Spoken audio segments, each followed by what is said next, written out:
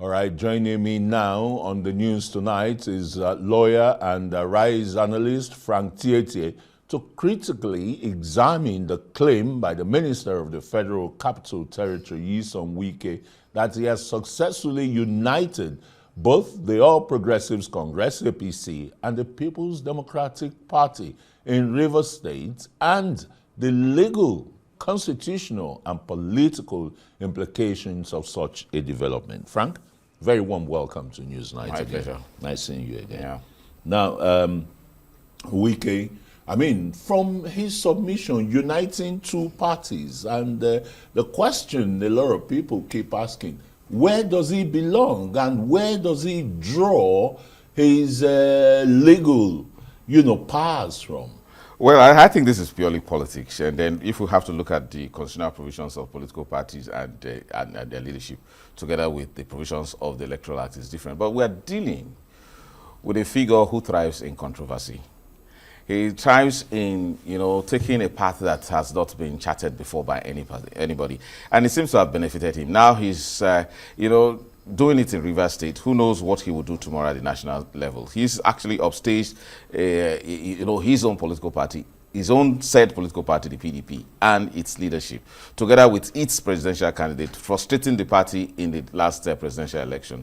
And now he's moving back to Rivers State. So the challenge, therefore, is all of his standing now, his foundation now, is President Bola Tinubu, who tomorrow may also be his victim, the way he's dealing with Governor Siminalayi Fubara this time.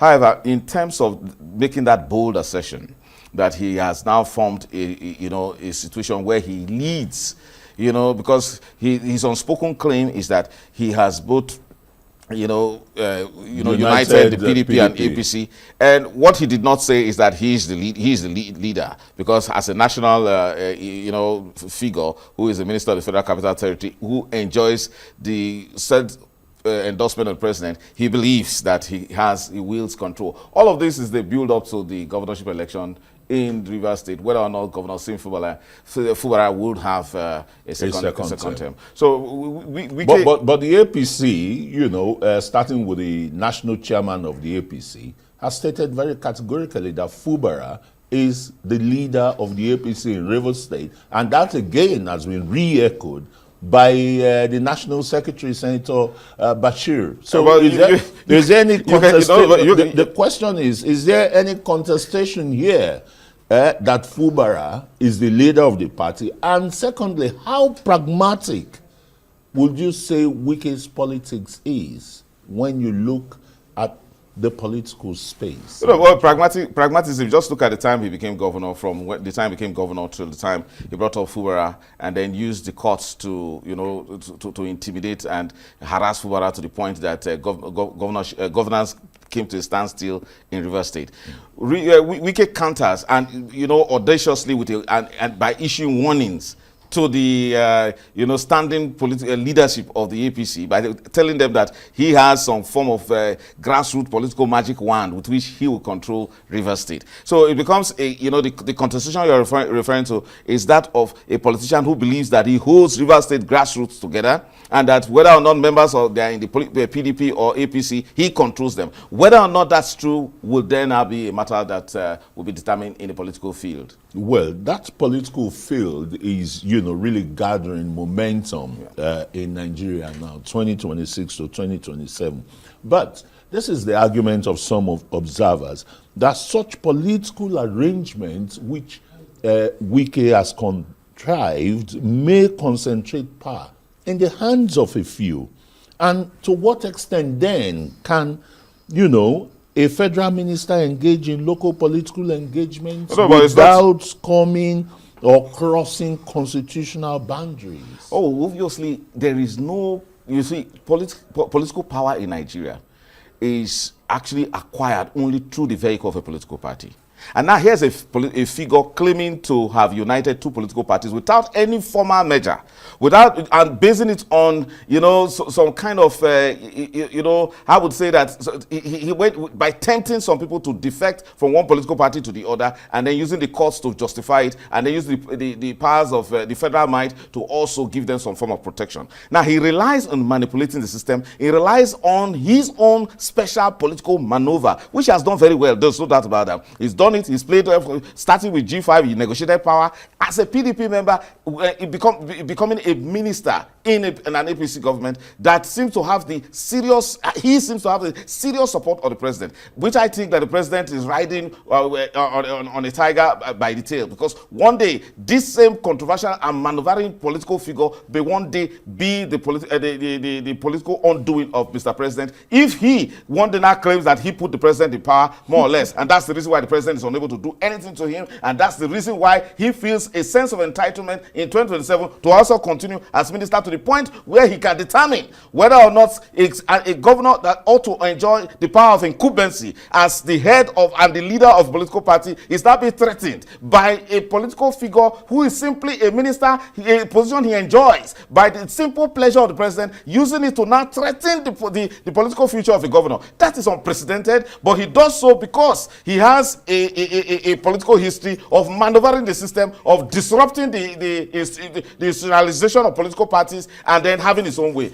It is a lot of tests for the Rivers people to determine whether Nyesom Wike as governor and then now as minister in a far distant, removed structure from the political party that reigns in Rivers State, now is also asserting political control to the point that he is issuing warning to APC national leadership. I think something is brewing. I think the adrenaline is pumping now. Let's just, quickly go and listen to Nyesom Wike earlier today in Port Harcourt. Let me warn those who come to Rivers State because you have heard about 600 billion. You come here, you connect, and you open your mouth, you talk anyhow. I want to say it. You know, when you abuse something for the interest of everybody, some people will come out to make sure those things don't work. I said here, Victor, tell you I want to say it here. Take this message. Tell your national secretary, leave Rivers State alone. Leave Rivers State alone. Go and ask those who have tried it before. Go and ask those who have tried it before. Papenta, Binikila.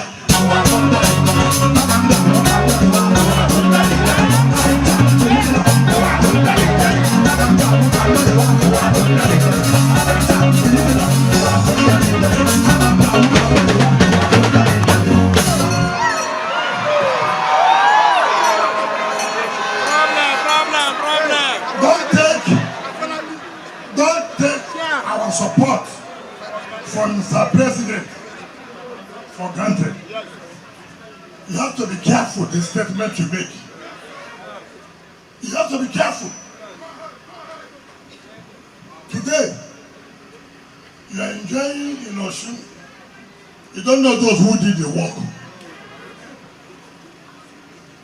You open your mouth to talk about Rivers State. Anything you see, take it. Anything you see, what? Agreement is agreement. Wicked, yeah. Hate him or like him, he brings a lot of favor to the political scene. But the question will be, what are the possible legal or ethical risks where influence supersedes institutional structures? Is that what we're saying? Instability and the exaltation of a personality above institutions, above traditions, above ethical considerations in politics, which means they no longer matter.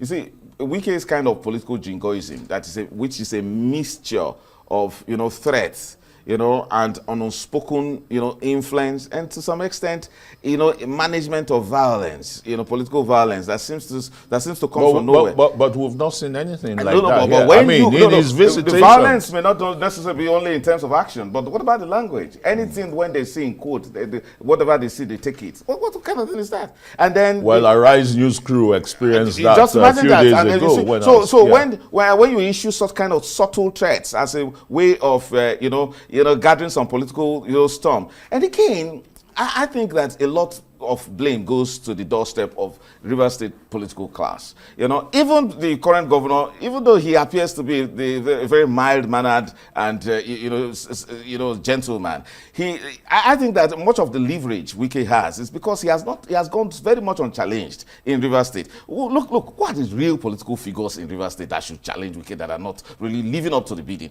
Where is former Governor Rotimi Amechi? Where is Tony Cole? Where are all those persons who should actually serve as leaders? I can excuse former Governor Peter Odili. He is becoming an old man. But I think if Wike is this jingoistic, where is Rotimi Amechi should also stand up. Whether he as an ADC member or as someone who could also say, look, he is coming with some political, I would say, capital. Yes, of being in PDP or being in APC and now romancing with ADC. And then also gathering some political followership. In Rivers State today, Wike seems to be, ensconcing himself as the one who determines, who has exalted himself above the norms, the political norms of even Nigeria. As bad as politics is, he now issues threats to both the leaders of PDP and APC, and then issue warning that he is in control and then issue boundaries. That is uncalled for, and then it's only been possible because of Rivers State politicians that I think that are docile, that I think that are probably enchanted by Wike's largesse, and which I don't know the source anyway, but I think that the man seems to have command a sort of magnet that that demands the respect and following of these politicians in Rivers State. I was just going to talk when you said the wider implications, and when you looking beyond Rivers State, I mean the kind of political braggadocio, as some people would call it. What wider implications, might the evolving political behavior have for Nigeria's democracy, particularly in terms of governors' accountability, opposition, legitimacy, and future elections? Governors are usually very powerful in their domains, politically speaking. It's just that we have an unusual figure now who is so tenacious to his days as governor and now as minister. His case is slightly different.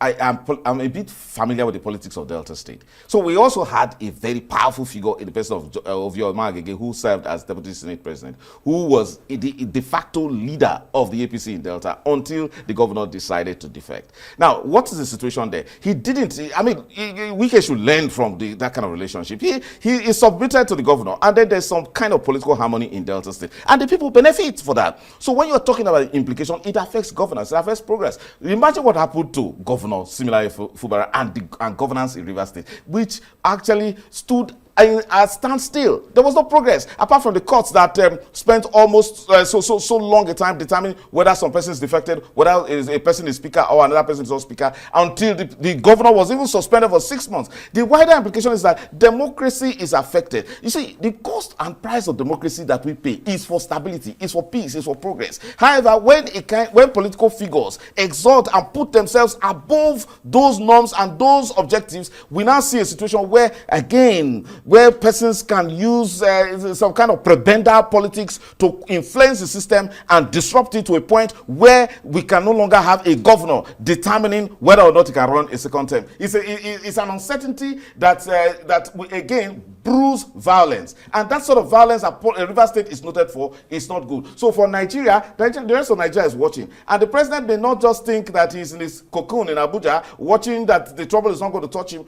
If Wike he is able, as minister, to issue a mild threat to the president that, look, do not take my support for granted, because I could withdraw it in 2027 and that would be seriously consequential. With the kind of politics Wike plays, nothing stops him from even going back to Atiku to form one kind of alliance. Nothing stops him from saying he made President Tinubu, he made it to win in 2023, and then he can be his undoing, at the same time bring another person. The man sees himself with some megalomaniac tendency, perspective, that he believes that he can do and undo. Somehow, it is time for us to define Wike, or else he will define something for this president, and this president might find it too late, because we have a political figure that seems to have maneuvered federal politics, local politics, and now he's claiming to do something that has never been done before. He has coalesced two political parties that are at war in a manner that he says that is informal, yet he claims to be in control. And either issues warning to the leadership of the two political parties to be careful, or else he will wield the big stick. Imagine that a minister who can be sacked tomorrow just by the word of the president, commanding that kind of influence, simply shows that the man has something that he's using to hold our president, and that is not good for our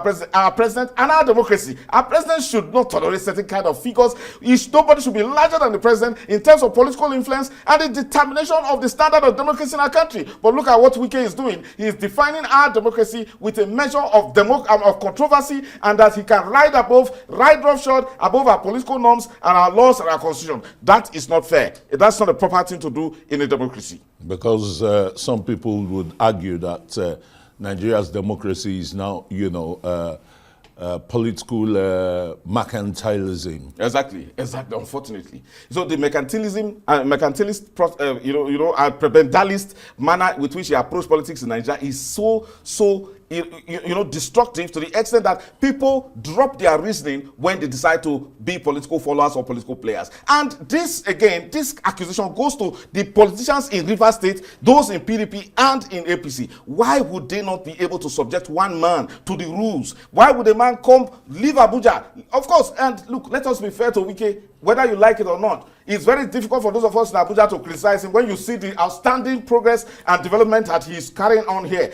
But it's painful to start think that if the man can perform so well in Abuja with all of these distractions in his quest to control Rivers State, what would it have been for governance if he was actually concentrating in developing Abuja? Unfortunately, that's not the situation. However, to think that he can make these kind of bold assertions without being called to order by the president becomes a very serious issue, a controversial issue for us to address, because it will affect politics in a manner where somebody talks in such a belligerent manner. I mean, the only way people can actually respond may think this is speaking the same language of belligerence, or coming back to say, let us mobilize against him. Unfortunately, we don't know if there's some major uncertainty in Rivers State politics with this kind of divisive and controversial figure in the person of Nyesom Wike. Well, maybe a lesson here for Nigerians is to, or rather, taking the Fayoshe's stomach infrastructure lesson very seriously